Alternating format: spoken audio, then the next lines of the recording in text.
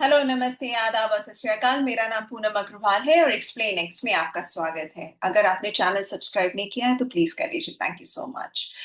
Bihar SIR पे चल रहे सुप्रीम कोर्ट में जो पिटिशनर्स के लॉयर्स ने आर्ग्यूमेंट्स दिए हैं उसको अब कंक्लूड कर दिया गया है और उनमें से मेन जो पॉइंट्स हैं उसके बारे में मैं आज बात करूंगी। लीगल प्रोसेस क्या हुआ था और इसके अलावा क्या क्या प्रॉब्लम्स वोटर्स को फेस करना पड़ रहा है, खासतौर पे बिहार के वोटर्स को। उसके बारे में मैं पॉइंट्स में बताऊंगी ताकि आपको ये याद भी रहे। अगर आपसे कल कोई पूछता है कि आखिर बिहार एसआईआर में समस्या क्या है तो शायद आप भी उसका जवाब दे सकें।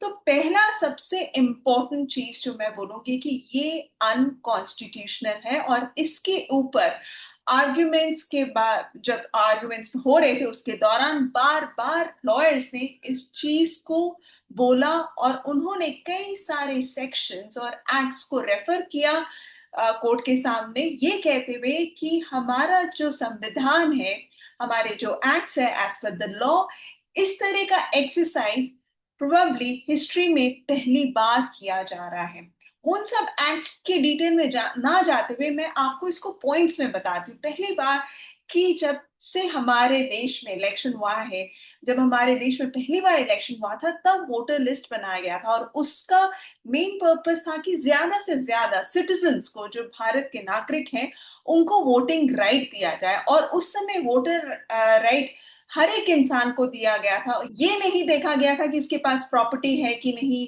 ये नहीं देखा गया था कि कौन से जेंडर का है वो। महिला और पुरुष दोनों को इक्वली ट्रीट किया गया था। ये नहीं देखा गया था कि वो इंसान पैसे वाला है कि नहीं। ये सारे कंसिडरेशन में नहीं थे, ये सारे क्राइटेरियाज में नहीं थे। सिर्फ एक ही क्राइटेरिया था कि आपकी उम्र एक सर्टेन एज तक होनी चाहिए और आप भारत के नागरिक हो। तो इसके बेसिस पे पहली बार जब वोटर लिस्ट बना था उस समय इंक्लूसिवनेस लाया गया था कि ज्यादा से ज्यादा लोग आए।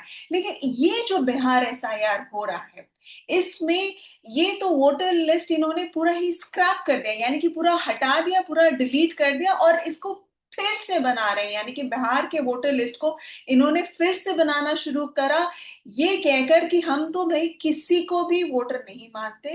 पहले आप एन्यूमरेशन फॉर्म भर के दीजिए। अगर आपका नाम 2003 में था भी तो भी आप एन्यूमरेशन फॉर्म भरिए, और अगर उसमें नाम नहीं है तो उसके लिए आप एन्यूमरेशन फॉर्म के साथ साथ 11 डॉक्यूमेंट्स भी दें। तो ये भारत की हिस्ट्री में पहली बार हो रहा है कि एक वोटर लिस्ट को पूरा स्क्रैप कर दिया गया और फिर से इसको पूरे नई तरीके से लिखा जा रहा है। तो ये इस चीज को इसके पहले नहीं किया गया और इलेक्शन कमीशन ये कह रही है कि इंटेंसिव रिवीजन तो पहले भी हुआ है। जी, इंटेंसिव रिवीजन जब पहले हुआ था उस समय ये प्रोसेस फॉलो किया गया था कि वो जो भी इलेक्शन ऑफिसर है, सरकारी ऑफिसर है, वो डोर टू डोर जाकर चेक करेगा कि उसके वोटर लिस्ट में जो उसको प्रिंट आउट दिया जाता है कि ये वोटर यहाँ रहता है कि नहीं, या वहां पर कोई एडिशन हो या डिलीशन हो। ये नहीं था कि आप जाकर वहां पर वो पूरा नाम ही हटा दिया गया हो पहले और अब कहा गया हो कि आप फॉर्म भर के दीजिए। तो ये एक मेन प्रोसेस जो 2003 में हुआ था कि डोर टू डोर कैंपेन होगा, door to door election officer जाके खुद चेक करेंगे कि वोटर्स वहां एग्जिस्ट करते हैं कि नहीं, वो प्रोसेस था। यहाँ पर तो आपने वोटर के ऊपर ही जिम्मेदारी दे दी कि भाई हमने एन्यूमरेशन फॉर्म अपलोड कर दिया है ऑनलाइन से, या तो आप ले लीजिए या बीएलओ आपके घर आएंगे तो आप भर के दीजिए, तभी हम नया वोटर लिस्ट बनाएंगे। अब दूसरा जो मुद्दा है कि यहाँ पर अब वोटर के ऊपर वोटर के ऊपर जिम्मेदारी आ गई कि भाई अगर आपने फॉर्म नहीं भर के दिया तो आपका नाम वोटर लिस्ट में होगा ही नहीं। यहाँ पर अगर आप नहीं चाहेंगे कि आपका नाम वोटर लिस्ट में आए तब तक वो नहीं आएगा। यहाँ पर वो इलेक्शन कमीशन कुछ नहीं कर रहा। इनफैक्ट हमारे यहाँ पर ब्रिटिशर्स का प्रोसेस शुरू किया गया था कि ज्यादा से ज्यादा लोगों को वोटिंग का राइट दिया जाए और इसके लिए पूरी पहल इलेक्शन कमीशन की तरफ से की जाए, ना कि अमेरिकन प्रोसेस। जहां पर अमेरिकन प्रोसेस ये है कि वोटर ने अपना नाम दिया, डॉक्यूमेंट्स दिए, तो उसका नाम वोटर लिस्ट में आएगा। लेकिन हमारे यहाँ पर ये प्रोसेस रहा कि हम ज्यादा से ज्यादा लोगों को वोटिंग राइट खुद दे आगे बढ़कर। तो ये इलेक्शन कमीशन की जिम्मेदारी है। लेकिन यहाँ पर आपने सारे लोगों का नाम डिलीट कर दिया पहले ही कि भाई हम तो पूरी फ्रेश लिख रहे हैं। तो इसी के ऊपर लॉयर्स ने भी ऑब्जेक्शन किया था कि ये संविधान के अगेंस्ट है। आप समरी रिवीजन करें, जाएं चेक करें वोटर्स एग्जिस्ट करते हैं कि नहीं, उसमें कोई प्रॉब्लम नहीं है। इनफैक्ट समरी रिवीजन बिहार में हुआ भी था जनवरी 2025 में। तो समरी रिवीजन में किसी को प्रॉब्लम नहीं है, लेकिन इस तरह का इंटेंसिव रिवीजन जहां पर आप सारा वोटर लिस्ट ही अफ्रेश यानी नई तरीके से बना रहे, ये इतिहास में पहली बार हुआ है। तीसरा जो इन्होंने पॉइंट दिया है लॉयर्स ने, और बार बार एक्सपर्ट्स भी इस चीज को कह रहे हैं और आप भी जानते हैं, 11 डॉक्यूमेंट्स जो मांग रही है इलेक्शन कमीशन, उसमें से ज्यादातर लोगों के पास ये डॉक्यूमेंट्स नहीं पाए जाएंगे। और ये 11 डॉक्यूमेंट्स में से कई डॉक्यूमेंट्स इनफैक्ट लॉयर्स ने ये भी पॉइंट आउट किया कि बिहार में एग्जिस्ट ही नहीं करते। तो अगर कुछ डॉक्यूमेंट्स एग्जिस्ट ही नहीं करते और कुछ डॉक्यूमेंट्स जैसे कि पासपोर्ट भी बहुत लिमिटेड लोगों के पास है, तो आप कैसे उम्मीद कर सकते हैं कि ज्यादा से ज्यादा लोग इस वोटर लिस्ट का हिस्सा बन पाएंगे।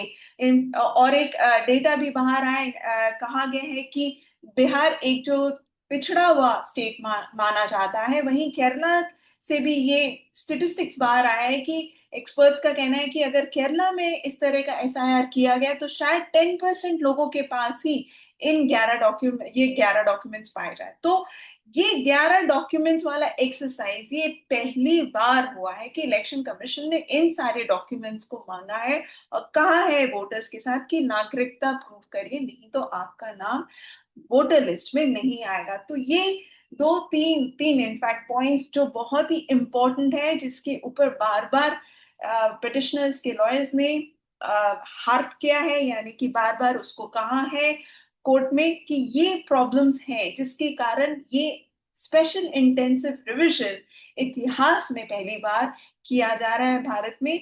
और इसके अलावा जो लॉयर्स ने और डिटेल्स भी दी हैं, इस पर ये भी कहा है कि जो पिछले 22 साल से यानी कि 2003 से लेकर अभी तक वोट करते आए कि हैं, वो लोग क्या हैं, फिर वो वोटर्स क्या इलीगल थे, वो पूरा इलेक्शन ही क्या इलीगल था, उन लोगों का नाम ऑलरेडी जिनका वोटर लिस्ट में था आप उसको हटा दे रहे हैं। अब आप कह रहे हैं कि वोटर अपनी नागरिकता प्रूव करे, तो इतने साल से जिन्होंने वोट दिया क्या वो नागरिक नहीं थे? तो ये जो इलेक्शंस हुए हैं, करीब करीब 5 लोकसभा इलेक्शंस और 5 असेंबली इलेक्शंस बिहार में, क्या उसे इलीगल माना जाएगा?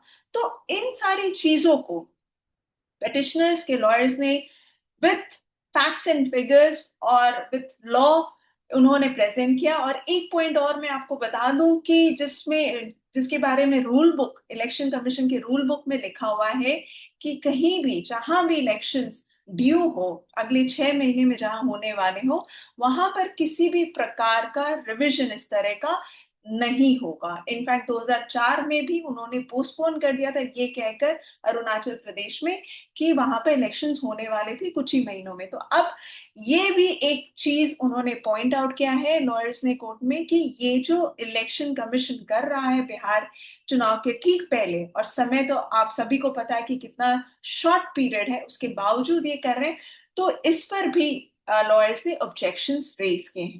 तो आशा करती हूँ आपको समझ आएगा कि क्या मेन इश्यूज हैं बिहार एसआईआर से रिलेटेड और किन मुद्दों पे खास तौर पे लॉयर्स ने और पिटिशनर्स ने जोर दिया है कोर्ट में।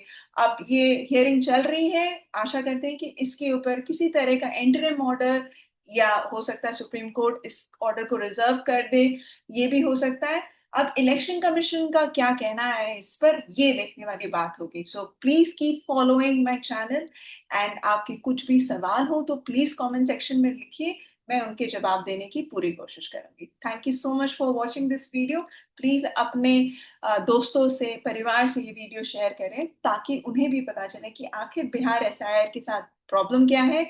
और अगर ये एसआईआर चलता रहा और इलेक्शन कमीशन और स्टेट्स में भी करता है ये एसआईआर, तो आपको भी ये डॉक्यूमेंट्स और ये सारी चीजें प्रेजेंट करनी पड़ेंगी।